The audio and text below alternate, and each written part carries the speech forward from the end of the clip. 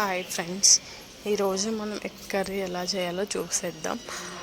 అందరూ చేసే కామన్గా కాకుండా కొంచెం ఎప్పుడు చేయనట్లు వెరైటీగా డిఫరెంట్ స్టైల్లో ట్రై చేసేద్దామండి. మనమైతే ఒక బౌల్ తీసుకొని దాంట్లో 3 to 4 ఎగ్స్ పగలగొట్టుకొని వేసుకోవాలండి.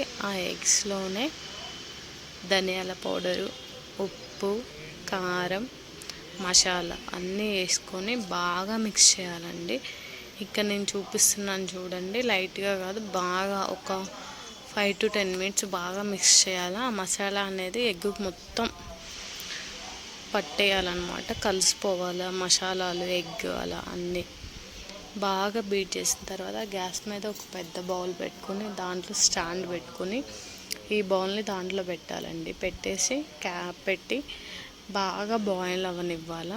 ఎగ్ ఎలా అంటే మనం చాకుతో ఇలా లోపలికి గుచ్చితే ఇట్లా లోపలికి దిగాలండి చాకు, అలా ఉడకాల. ఆ ఉడికిన దాన్ని వేరే ప్లేట్లోకి ట్రాన్స్ఫర్ చేసుకొని చిన్న చిన్న పీసుల్లాగా కట్ చేసుకోవాలండి. మరో సైడ్ గ్యాస్ మీద ఒక కళాయి పెట్టుకొని ఆయిల్ పోసుకోవాలి. ఆయిల్ హీట్ ఎక్కాక జీలకర్ర, ఆవాలు, మినపప్పు అన్నీ వేసుకొని పోపు దినుసులు అవి కొంచెం హీట్ అయ్యాక ముందుగా కోసించుకున్న ఆనియన్స్, పచ్చిమిర్చి యాడ్ చేసుకోవాలండి. అవి కూడా బాగా మగ్గాలి.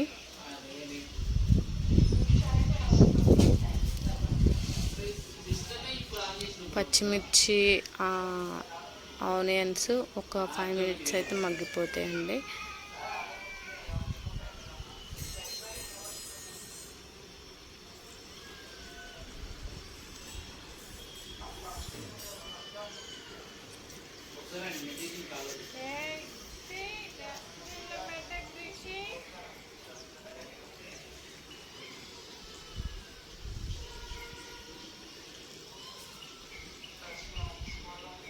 ఆనియన్స్ మగ్గిన తర్వాత మనం ముందుగా కట్ చేసి ఉంచుకున్న పీసులు ఉన్నాయి కదండి, అవి కూడా ఒక పక్కన పెట్టుకోవాలి. ఆనియన్స్ మగ్గిన తర్వాత అల్లం వెల్లుల్లి పేస్ట్ కూడా ఫ్రెష్ది ఉంటే వేసుకుంటే బాగుంటుందండి. అల్లం వెల్లుల్లి పేస్ట్, పసుపు వేసి అవి కూడా పచ్చివాసన పోయేదాకా ఒక 2 minutes బాయిల్ అవ్వనివ్వాలండి. అవి బాయిల్ అయ్యాక ఒక 2 minutesకి ఉప్పు, కారం, మసాలా, ధనియాల పౌడర్ వేసి బాగా కలిపి అవి కూడా ఒక 2 minutes మగ్గనివ్వాలండి. అవి కూడా మగ్గినాయి అనుకున్న తర్వాత మనం ఫస్ట్ కట్ చేసి ఉంచుకున్న ఎగ్ పీసెస్ ఉన్నాయి కదండి, అవి అందులో యాడ్ చేసుకోవడమేనండి. ఆ ఎగ్ పీసెస్ యాడ్ చేసుకున్నా కూడా కొంచెం బాగా కలపాలండి.